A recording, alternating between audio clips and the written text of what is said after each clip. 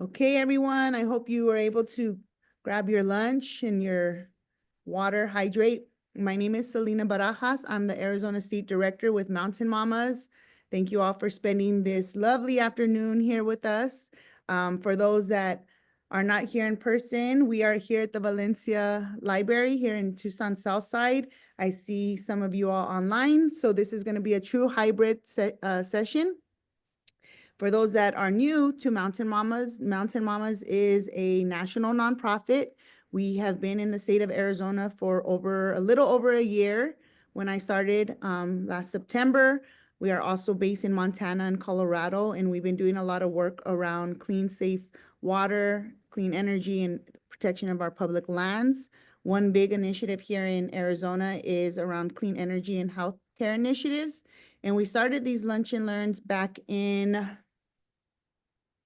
August, and they've been really successful. We've been doing these once a month, so if you want to continue on, please join us. But our goal was just to bring people, during lunchtime, but also just to introduce some concepts to you all, introduce you all to some organizations.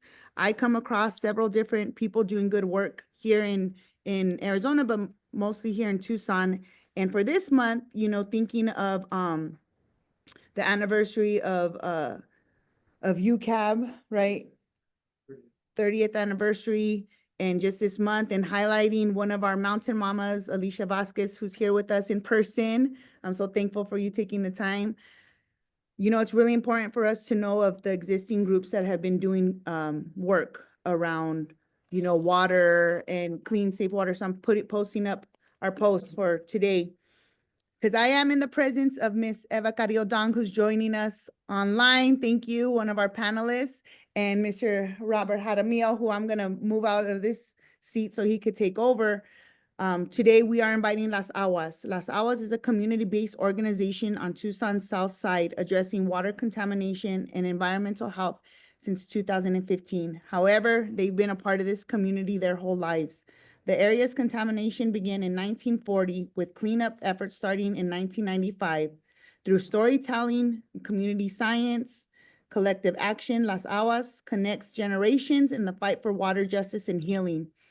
For us here at Mountain Mamas, it's really important to involve, families in these spaces and to involve mothers who might not be aware of what's happening here in our backyard. So I would love to have our panelists share, just a little bit of the work you all have done and for your whole lives, but also how can we get more involved with you all in your organization and anything else you want to share. And then we'll allow some time for some Q&A. So if you do have some questions, there's a Q&A box at the bottom that you can ask some questions. And yeah, just save the questions for the end, and then we'll have some dialogue, and then we'll have some dialogue here in person as well.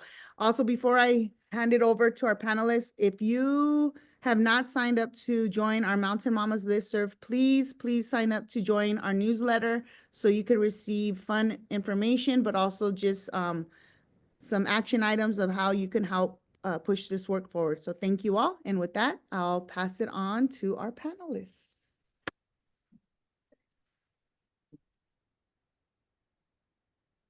Here she is. Yay. Hey, Ms. Dong. Good morning, Senor Jaramillo. I wish you were here in person with us to share I your wish too, but I'm on knowledge. grandma's Yeah, we even have pizza for you all. And, I'd like to get started by introducing myself. I'm Roberto Bobby Jaramillo. I'm the spokesperson for Las Aguas, which was established back in 2015. But we're just and I want to give kudos to Mr. Quintana's here. He was part of the Tucson Clean Environment Group back in the heyday, known as TCE. And their hard work and efforts led us to where we're at today. Okay, if it wasn't for the due diligence of the community members back then, which was quite a few, Rosa Agustin, Miss Melinda Bernal, which she's living in Oregon now, and I'm wishing her well. And she's having some health issues from what I've heard. Also, I'd like to give a shout out to Jane Kay as well, which she was an environmental journalist back then. And this issue actually started, it started quite a few years ago. And I'm gonna take it back, we're gonna start from the beginning where all these individuals uh, put their efforts and hard work to where it started. And it actually started at the Grand Central Aircraft plant, which is on Los Reales and Nogales Highway. And a little way to familiarize you to that location is where the casino, Desert Diamond Casino is across the street. There's 3 hangars there. There was an aircraft facility there that was getting aircraft ready for the Korean War. Well, unfortunately, because of the gentlemen that were working there and all the hard work they were doing to get aircraft ready, well, back then, back in the heyday, I believe there was not of intent, but of lack of knowledge of what the chemicals could do eventually to the environment and the water aquifer. They used to dump the excess solvent into the washes, which were right in their backyard, and they're still there as we speak today. That was back in the late 40s. Take you on a couple of years forward is we had Raytheon, which actually was called Hughes Aircraft back in the heyday, which was established in I believe it's 1950s, 50s to 53, I believe it is, or it was. There were another culprit which established, and we always say why did they get it? Well, economic growth. A lot of it has to do with economic growth, and it's good for the city, it's good for employment, it's good for the industry. But by the same token, there's consequences due to the fact they had the same issue. They had to clean their products. Uh, the solvents they were utilizing was, I believe it was TCE, trichloroethylene, and a few other substances that they were using as well to clean their products. And also, the culture back then was just dump it in the back. They actually had pits, from what I've read. Now, what I'm talking to you about is what I've researched and read. So, and it's to have access to this, you have to come to the Valencia Library, where there is a library that contains a lot of the information that I'm talking about. And it's been here since the library was established. So there's a lot of good reading, if you don't have nothing else to do, come and read some information here. But what happened, they had a lot of, Hughes had big unlined pits. And they used to have, I mean, gallons and gallons of that solvent dumped in there into the pit. And also, it didn't have a cover on it. So when it rained, not only would it get double whammy, it'd seep to the ground and it would overflow when we had our monsoon seasons. So that got into our water. Okay, and it carried on for decades, actually, from the 50s to, I believe, the 70s. So you have at least 3 decades of dumping out there. And then along to north of them, we have the Arizona Air National Guard, which was doing the same thing with their jet fuel and their other contaminants that were being put into the ground, into the line pits as well. Another uh, recently, what was found out, they were also using the AFFF, the firefighting fume, to extinguish the aircraft fires. That hampered our aquifer as well to this day. We have to the east of us, we have the Tucson Airport. They were culprits as well, along with West Cap, Burr Brown, and other industries that were there as well. So we have a long history of contamination. So along comes Ms. Burnell, Ms. Rosa Agustin, Mr. Quintana, and the group that they were working with, and they were noticing even the young men and women that were going to school within the Sunnyside Unified School District were getting sick. Not only were the students sick, but also family members, neighbors, co-workers, and the list goes on.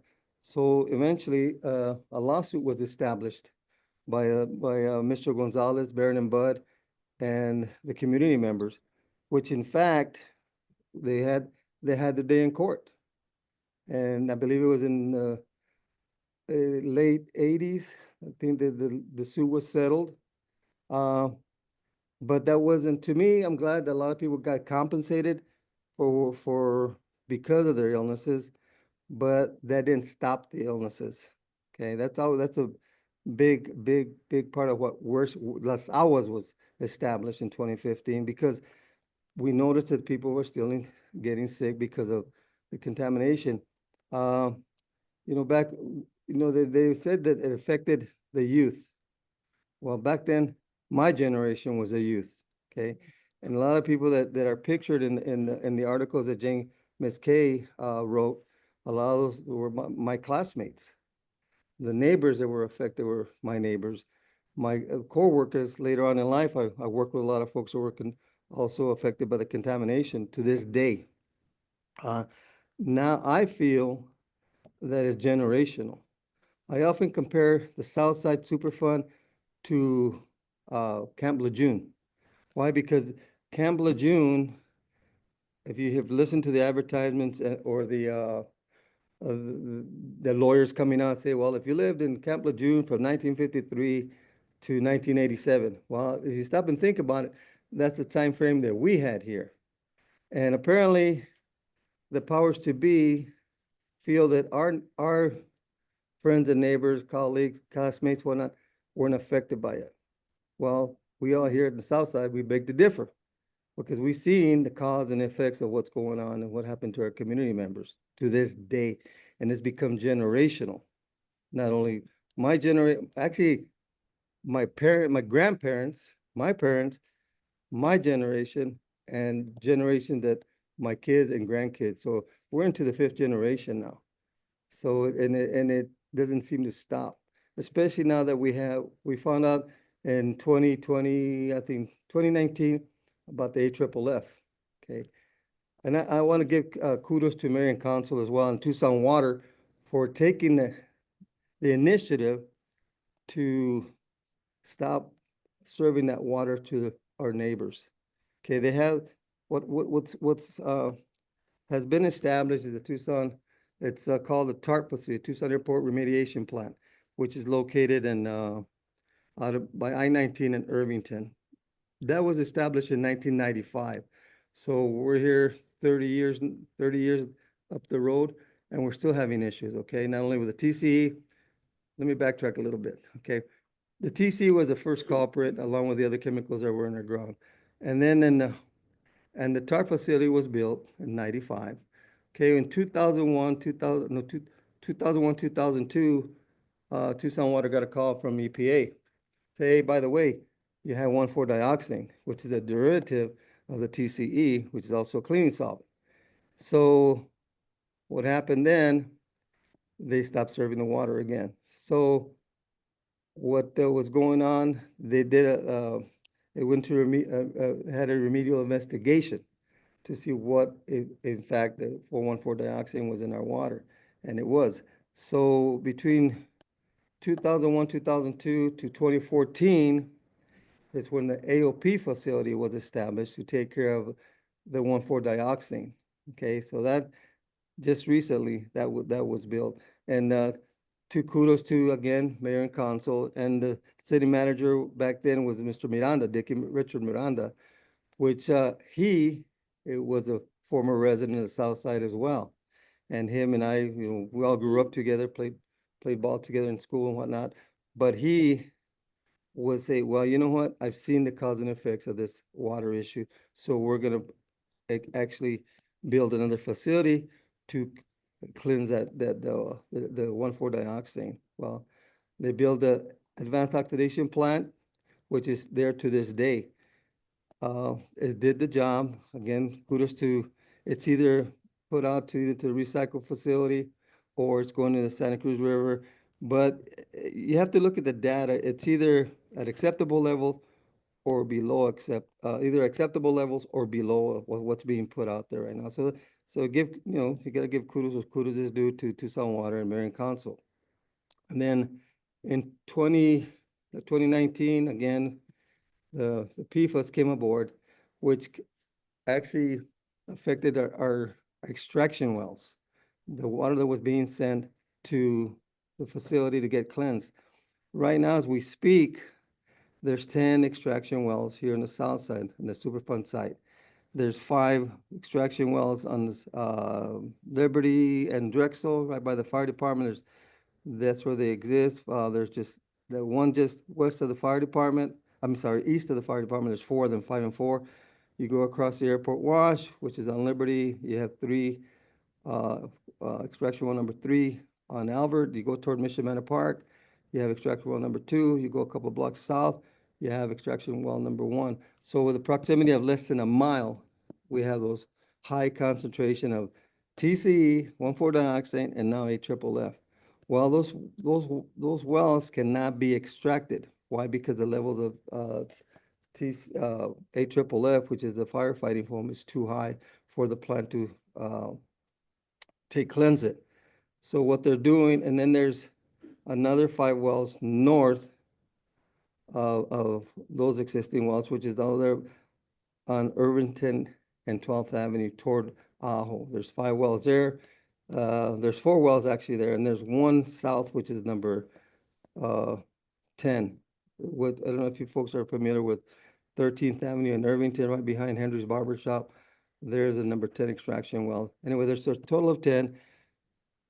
When they found out the DOD, we got word last year, or I believe it was last year, that there was actually, the city had detected the AFFF foam being in our wells. Well, they had come out and say they were not going to pay for the cleanup.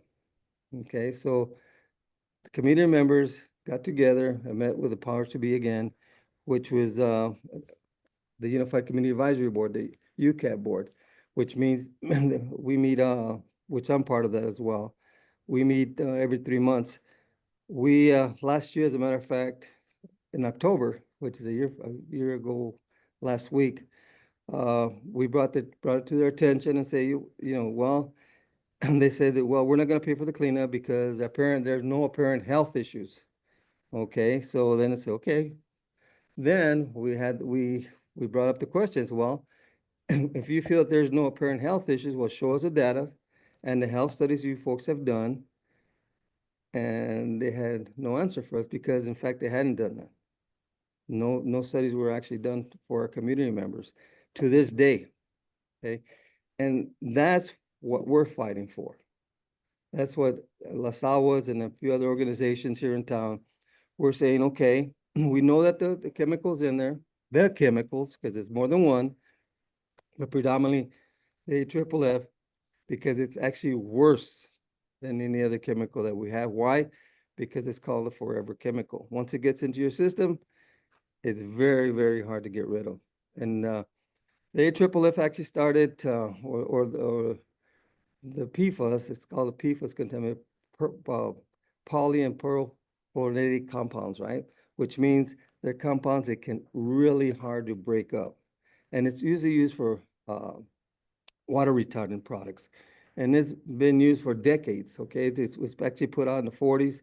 If you do the research, it was utilized quite a bit in the 40s, 50s, 60s, 70s, 80s, 90s to this day.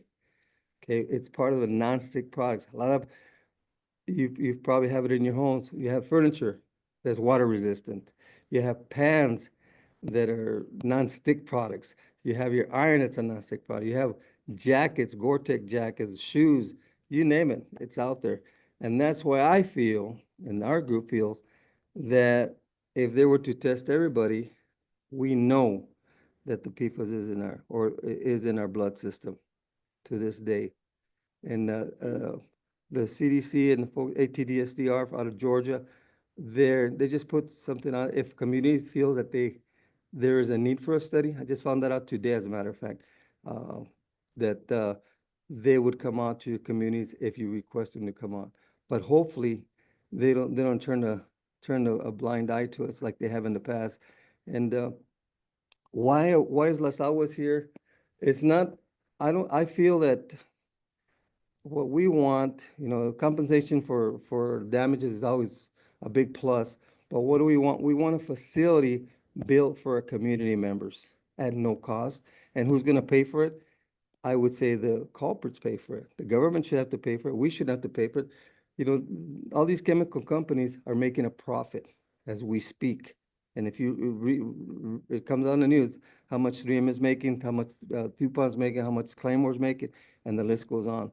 So there is money out there. those are the folks that should be paying for the research, for the studies, and for medical issues that people are having to this day.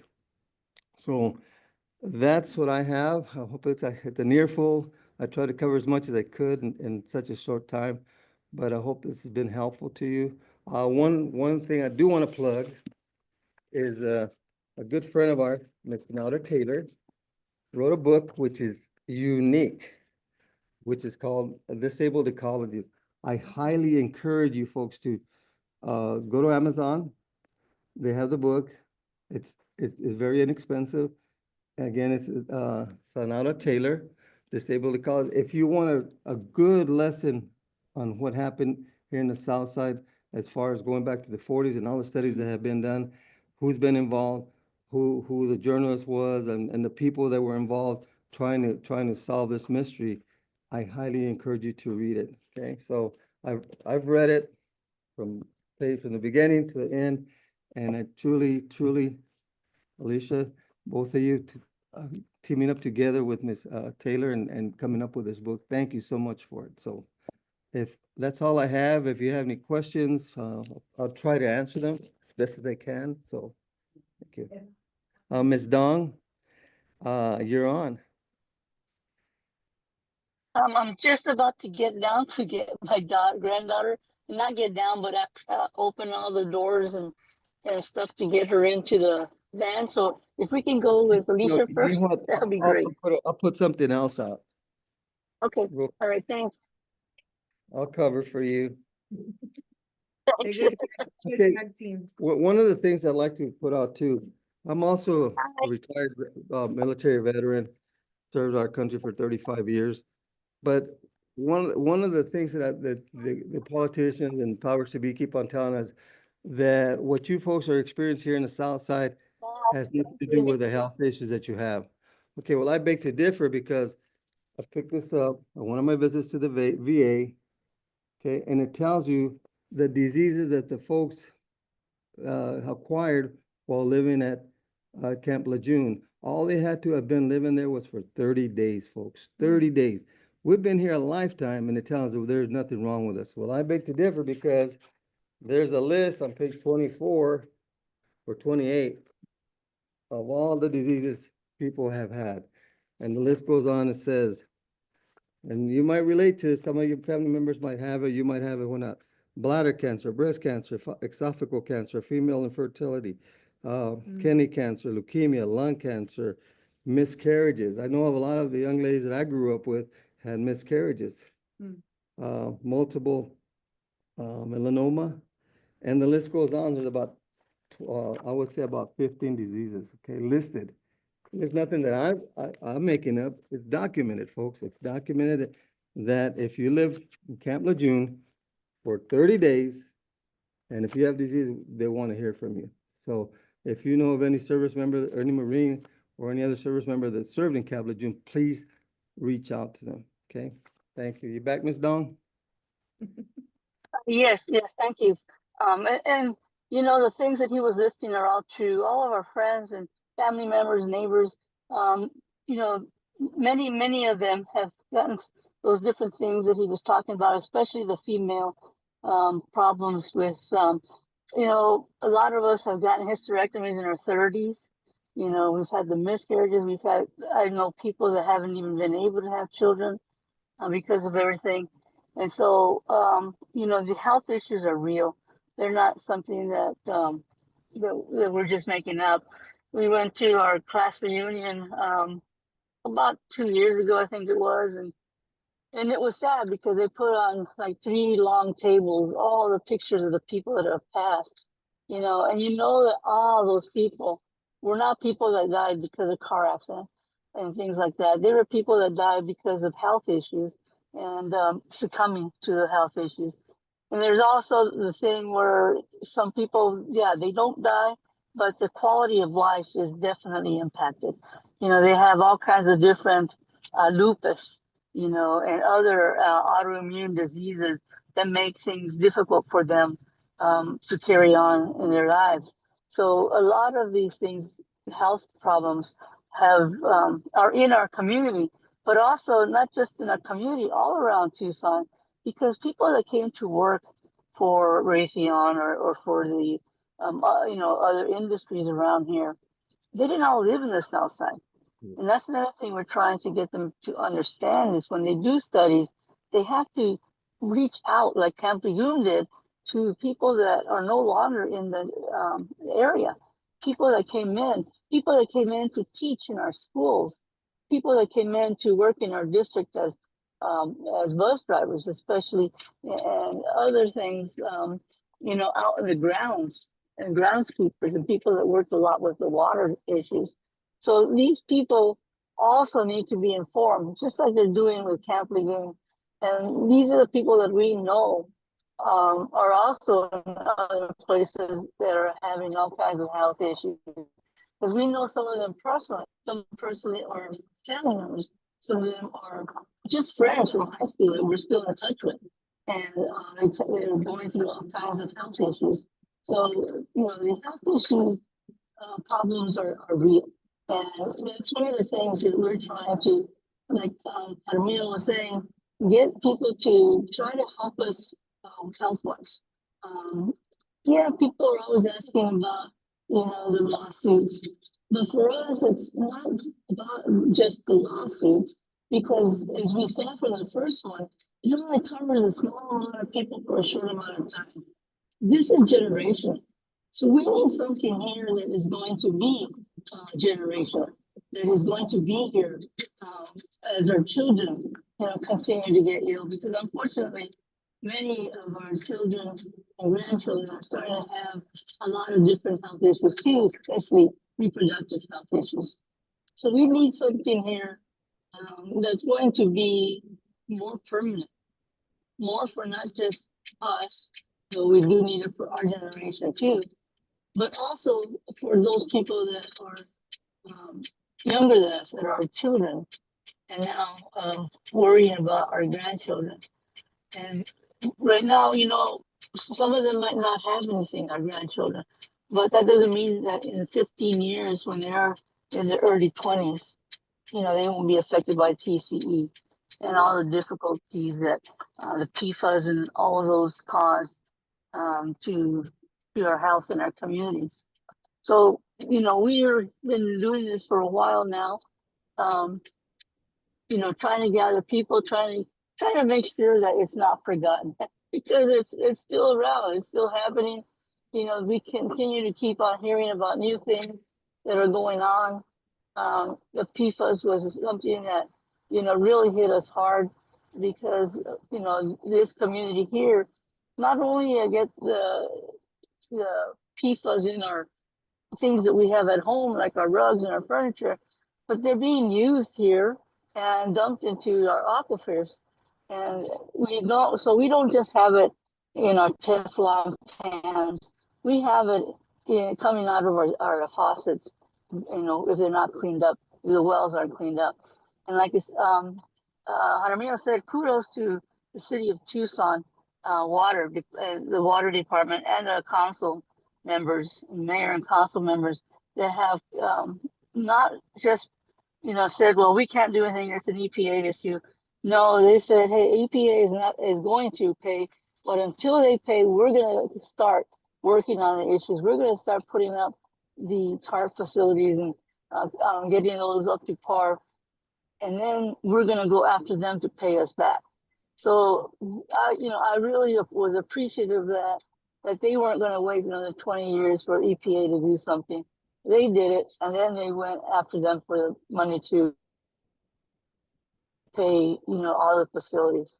So this is an issue that isn't just from the past. It's not something that, we're in the headlines in the 80s. This is an issue that is still occurring to this day. That we need to continue to fight for. We need to continue to fight what's going on in our communities with our water issues. Now, we're going through these droughts, and while we're going through these droughts, we have to close off our wells. How does that make sense? That we're closing off wells because of the contamination when we need these wells because of our lack of water throughout the state, not just in Tucson, but definitely all of you have felt the drought here in Tucson and what is happening. So we have to be very careful of our water. We have to protect our water and make sure that it doesn't continue to be poisoned, but B, that we don't use it in ways that we shouldn't be. That's going to deplete our waters. Where we don't have to. We have to conserve it. We have to learn how to make sure that our waters are still going to be around in the next 20 years. Even in the next 2 years, we might be running into some really serious issues. So I think Jaramillo pretty much hit on a lot of the other things, but of course, I will be here to answer questions. I've lived here. My name is Eva Carrillo. For those of you that don't know me, I have lived here all of my life. I was unfortunately one of the ones that, as an infant, in their bottles, were given the water that was contaminated with TCE. So I grew up with this contaminated water since I was an infant and on through my young adulthood. And so, as well as many of my family members and relatives, my cousins. And so we have unfortunately been hit hard by a lot of the things that these contaminants do to our bodies. But I will be here if you need to ask me any questions. Like I said, Jaramillo gave a really good history of what we've been dealing with and what we continue to deal with. Thank you. Yes, thank you, Eva. One thing I'd like to really touch on is what Ms. Dawn was saying. You know, right now, the droughts that we're having, I mean, they're not only here in southern Arizona, but California, Nevada, and Utah and whatnot. But how is that going to affect us, folks? I just want to say the water that's in our aquifer is not being served. A lot of people have the misconception that the water is being served to our community. It hasn't been for quite some time now. But we are getting our water from the Colorado River. Okay, the Colorado River is being depleted. Why? Because of the droughts that we're having and the overuse of it. Okay, so eventually the powers to be are going to cut that water off. So where are we going to get our water from? It's from the aquifer. Okay, if we don't make sure that that aquifer is clean for future generations, we're going to be in a heap of trouble, folks. Not well, my generation. I'll be lucky if I live another 15 years. Very lucky. But for future generations to come, my children, my grandchildren, my great grandchildren, and beyond them, that's why it's so important that we all get into the fight together to make sure that aquifer is clean and not being overused. Another thing that another industry that uses a lot of water is our AI centers, artificial intelligence centers. Okay, I'm saying there isn't a need for them, but not in Arizona or Southern California, wherever we're having these drought issues. I mean, they're important. Here, we met last month, a couple of weeks ago. Why not put them in space, right? It's plenty cool up there, and there are companies that are putting them in space, but they have no business here in Arizona, in Southern Arizona. I just heard on Channel 9 yesterday, okay, that the Department of Defense Air Force Base, okay, is willing to lease property to these AI centers, okay? The AI center that's Big Blue, right? They still want to put an AI center here in Tucson, over by the fairgrounds. Okay, the amount of water that it would take to cool that facility off is like 2 million gallons a day. Okay, they were going to extract water from an aquifer, from a recycle system at 2,000 gallons a day for about 3 years till they built the facility, or they could get a line from, and that was going to be potable water. It wasn't going to be reclaimed water, okay? It's water that can be used for daily use. Now, we stood up, and I'm sure you heard us in the news of how we fought it and whatnot, but the city refused to annex that property, so they put a halt to it. But now we're having to deal with the county officials.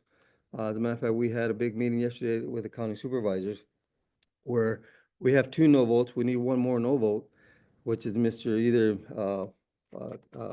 Rex Allen or what's the name? Dr. Matt Hines or Mr. Christie. One of those has to vote no on it. Otherwise, they're still gonna go ahead with it after the county supervisor had told us they were, because the annexation didn't go through, they were gonna squash it. Well, guess what? We're back to the same place again, a few months later. So pay attention to the news, fight the fight, join us to fight it, because we need our water here for future generations. Thank you. Let me see. So now you all know why we had them as our panelists. You know, it's for those that are here in the room physically or here virtually. I seek out both, you know, Mr. Roberto Jaramillo and Miss Eva Carrillo Dong because it is, you know, really dense. If this is your first time hearing just some of the words, you know, we have some resources here at the Valencia Library. There's a whole archive here that you could come. This is why I wanted to have this meeting here at the Valencia Library, Valencia and 12th, if you're here in Tucson.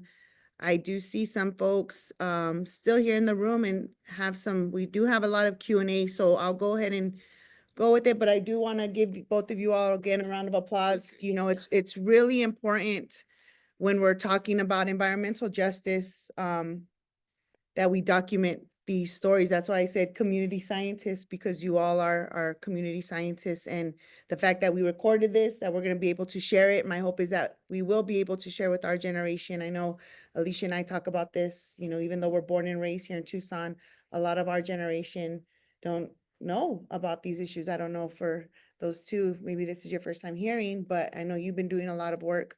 But my concern is that the next generation, so that's why I brought some Mountain Mama interns at the last UCAB meeting, and they live down the street from our Pueblo Center, and they hadn't ever seen those maps. So it's really important that we share this as an organization and just here as a community. But I'll go ahead and ask you all some questions, and then we'll have some questions here. Cynthia wants to know, what are the lessons learned that we can now apply for data centers, conductor industries in our state? Well, I feel that we have to the red flags have to be raised for the amount of water they utilize to cool their system off. Not only that, the amount of electricity that it takes to operate these facilities. Even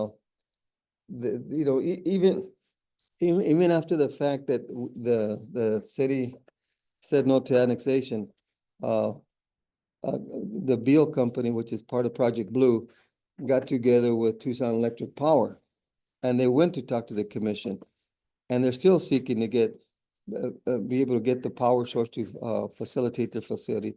That's wrong, folks. That's wrong. Not only is it the electricity, which the rates I'm sure would be funneled down to the consumer, which is we're the consumers of it, but the use of the water. To me, that's the most important thing, the water use, because without water, we just can't survive.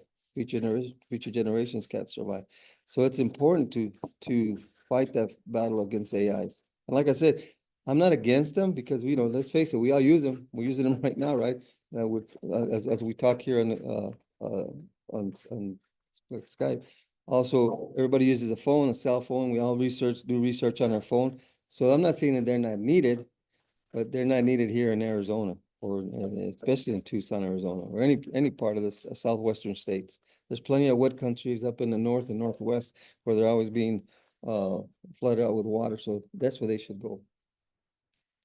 And we have Miss Eva Carrillo Dong here live with us in person. Thank you. And your grandbaby, what is your name? Evie, thank you for joining us. So another question we have, so somebody had to drop off another call, but are there any flyers that homeowners can buy to filter this stuff out of the water? Okay, like I said, okay, you can buy, I'm pretty sure there's a lot of products out there that'll filter out your water.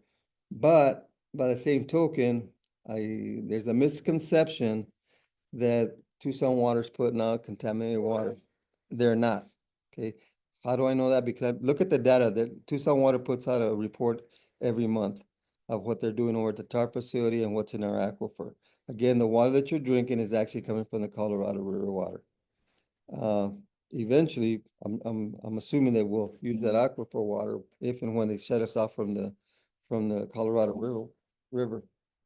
So, yeah, there's a lot of, I'm sure there, reverse osmosis filters, I've heard is probably the best product you could buy as far as a filtration system, from what I've heard. Okay. And let me see, we have a couple questions. If you want to see, if you want to answer these, the last two. If I could read Oh, them. let me see. What? I don't know, me too. Well, that one was like the same one that they had, the first question, what should we be asking? Okay. Transfer of chemicals. The semiconductors. So what should we be asking of semiconductor industries, transparency of which chemicals are being used tech to eliminate PFAS? What should we be asking? You know, what kind of cleaning solvent they're using for the capacitors Okay. and the chips? Because they have a, I know that West Cap, where my mom worked from nearly 30 years, I mean, she ended up dying from pancreatic cancer, not knowing that the chemicals that she was going to be working with may have caused her illness. And a lot of the folks that worked with her as well, a lot of people that worked at Raytheon have passed, the Air Guard base and Texas Instruments and whatnot. But they're the chemicals, especially if the how does it get to you? The biggest thing is through your skin. Okay, if you're not eating or ingesting it, your skin, how many of us bathe every day? Okay, how many use the water to cook? Okay, to shower, to you're out there with your lawns and whatnot. You know, absorption through your skin is probably the worst cause of it, yeah. And another thing, I know that Jaramillo and I keep well versed on other things that are going on. We're constantly reading what's happening in Wisconsin or Ohio or some of these other places, because in there, some of them have had, experiences with this for the last decade. So they know what are some of the chemicals that are now attacking their aquifer, that are attacking the health of their people Emissions. and the emissions that are coming out.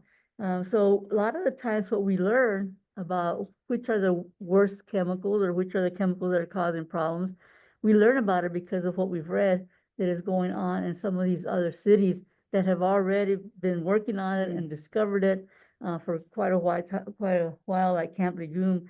But there's been other places. I know when Brush Wellman first came down the street here, and they set up shop, that I read some articles from where they were at before and all the things, the health issues that they caused, not just their employees, but the community. And that gave me a really good idea of what was going on and what to look for. And we started looking for that. We started looking at how their dryers, what they were doing with the air that was coming out of the dryers, and it was going right into the community. We were taking a look at the things that were being transported, because it also happens to be about, how the they didn't appear there. PFAS don't appear there. It comes through our community. Is it being transported safely? The beryllium wasn't. It had holes in the bags and stuff, and it was, being able to go out into the community, To the playgrounds. into the playgrounds and everything. So we need to, I learned about that, what was going on over there. So then I started looking and I started seeing all the things, and they were fine, because of the things that were going on with all the filters that just weren't working. So we made sure that they didn't change what they did over there in the other place when they came here, unfortunately. They did the same things that they were doing over there. So we were able to catch what they were doing over there, bring and see what they were doing here, and make sure that they were held more accountable, to what was happening. So do, your due diligence to start reading up on this stuff. Over here, they have a huge amount of books and magazines and articles that tell us so much about the history of TCE, so that we can keep an eye on what's going on, not just what happened, but what are the possibilities that it can happen, so we make sure that it doesn't happen again. There's just so many things to read and look at here at the Valencia Library. I highly recommend, if you want to get yourself more educated about it, to come over here, because this isn't just, like I said, a South Side issue. This is a citywide issue. This is a countrywide issue. And the more we educate ourselves, the more we're gonna be able to help our communities. And- Something real quick. Mhm. On the AFFF or the firefighting foam, if you or any of your family members live close to an airport or a military base that has aircraft, make sure that your family members call your city officials and ask them, hey, do we have any PFAS contamination or AFFF contamination in our water system? Because it's nationwide, folks. It's nationwide, it's worldwide. Anywhere there's aircraft or any military base, airports or military bases, I guarantee you that that contamination is there. And I do From want to the have, studies that have been done. well, thank you both again. Another thing that I want to share is some events that's going to be happening around town in the next few weeks. So I'm gonna pass it to Alicia. I'm gonna walk right here so you can share the beautiful flyer. And if you want to just kind of close us up and this is recorded, so I'll share it because there was a lot of information, a lot of history, a lot of terms that you could rewatch this and refer back to. So thank you all for joining us. With that, I'm gonna close it up with Alicia. Thank you, Selena. And thank you, Bobby and Eva and Eduardo for being here. And Mountain Mamas, my gosh. So I've been working with Sonora Taylor. So I know Sonora from the disability world. I'm also a disabled mom, born and raised in Tucson. And so Sonora came here in 2017 to do her dissertation research. She was born in the Los Niños neighborhood, which is on the south side of Tucson.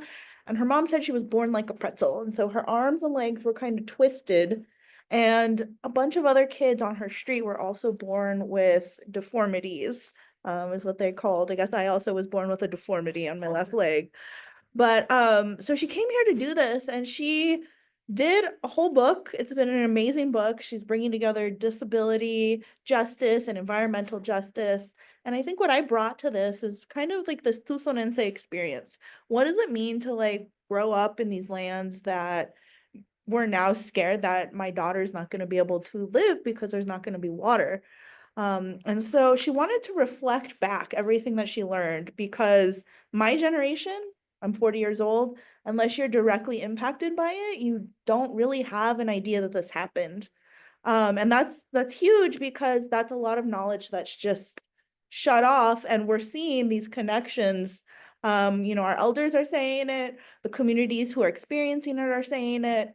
And so as a historian and as the co-director of the Mexican American Heritage and History Museum, I've been working with Sonora to do a year-long retrospective that reflects back what she heard from the community in different ways. And so we have two programs coming up. So this is our little flyer. Híjole, okay. But and you can go to Los Des Tucson, LOSDES, Tucson.com/TCE. And you'll find all about this stuff, everything that we've been doing. But our first event that's coming up is going to be at the Museum of Contemporary Art. We're working with 4 different artists that they themselves are directly impacted by this work. And we're creating an art exhibit to use, art to tell this story in a way that I think people are going to feel that connection. And we're really honoring the people that came before us. Being here, I left Tucson one time. I'm never leaving again. Like I thought I would. You're like, I can't wait to leave Tucson, and you do, and you come home, and you're like, oh, Tucson's great. So I'm still feeling that, and so I want folks to know this history, and this is a way to reflect that back. So we're actually going to have Jane Kay, the journalist who kind of covered this to make it such that the government, the Air Force, the people responsible could not say, oh, this didn't happen anymore. And so that eventually paved the way for kind of the restitution, right? This notion of paying people for their illnesses or their diseases, and then also getting healthcare, right? And so we know that that's not happening. And so part of our reflecting back to everybody is also listening to what we're hearing. We're seeing, you can be harmed by water. This happened 70 years ago, and you can be harmed by water. This is happening today. But we understand we have some tools to kind of push back. So that's one event that's happening. That's going to be at the Mocha Tucson in downtown Tucson on Friday, November 14th from 5 to 6:30 p.m. It's free. Jane K is going to be in conversation with local historian Lydia Otero. Then the following month at Mission Manor Park, we're doing a giant mural dedication. So you can see these little milagros right here that are made out of clay. And so we partnered with local artist Alex Jimenez, who herself lost her mom to breast cancer when she was 52 years old. Her mom grew up on the South Side. Alex grew up on the South Side. And what we've heard from a lot of community members is they want a place to go to remember the people that were harmed. And so we created this tile mural. It's going to be at Mission Manor Park, which again is kind of the epicenter of where folks were harmed. And it's going to be a healing and commemoration ceremony. So we're going to bring elected officials, Adelita Grijalva, hopefully Mayor Romero, Lane Santa Cruz, Andres Cano, and Betty Villegas, who, 40 years ago when this became public knowledge, we didn't have elected officials who understood what we were saying. 45 years later, we do. And so we're hoping to educate the community, help people heal from this trauma, and, kind of organize for a better tomorrow, especially regarding our water. So thank you all. Thank you. And you want to say one more? Yes. Close it up? Yes. One more for those that are still here, and even if you're not here, you're gonna hear it. Well, one other piece that I'd like to touch on, Yes. there was a clinic established back in the 80s, okay, which is El Pueblo Clinic. Okay, I feel that for our community members, it was a Band-Aid, okay, because they really couldn't do much for our community members, okay? They couldn't get in blood testing for TCE, which is a culprit. They wouldn't pay for expensive medical treatments. And let's face it, with the funding that they gave them was $250,000. I mean, today's dollars is really not much. So there was, in fact, a public health center that was established, but they didn't do much for our community members. So, and one other thing that I want to say, there has been 2 studies on epidemiology studies that have been done in Tucson. One in the late 80s and another one because Ms. Rosa Agustin and the TC group felt that that study was inconclusive. So they got together again with Ms. Lorraine Lee, which is the president of the health department back then, and Dr. Olivas. They wrote to ATDSDR out of Georgia, and they agreed. It took them a year to get a response back, but they did a second epidemiology study. But I feel those 2 epidemiology studies were inconclusive. Why? By the time they did the second study, who lived here that was actually affected? Maybe a handful of us that are still living here, okay? But a lot of my classmates, a lot of my neighbors, a lot of my coworkers had uprooted and left in the 90s. So who did they do the studies on? I'm glad they did study somebody.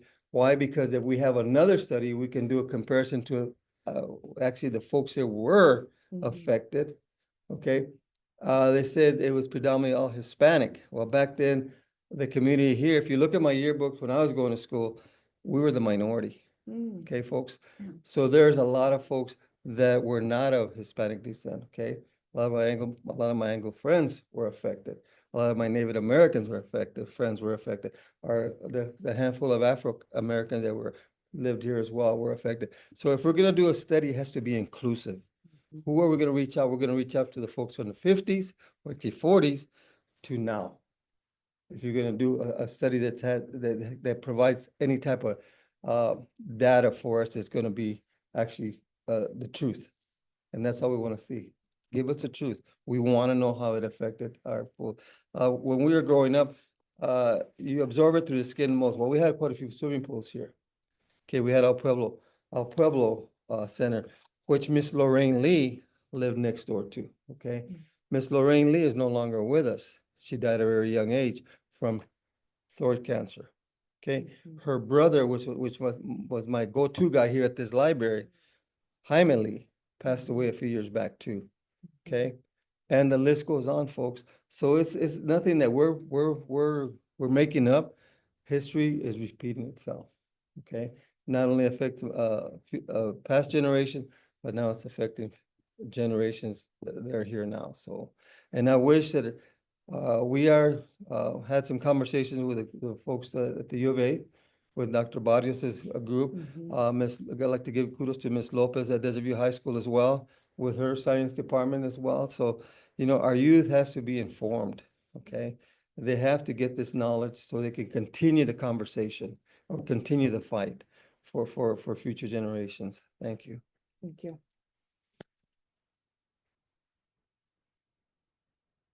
Well, that concludes today's Lunch and Learn. That was an amazing Lunch and Learn. We really learned, and we're gonna have lunch now. So thank you all for joining us. And with that, thank you all and have a wonderful afternoon, and we'll see you all soon.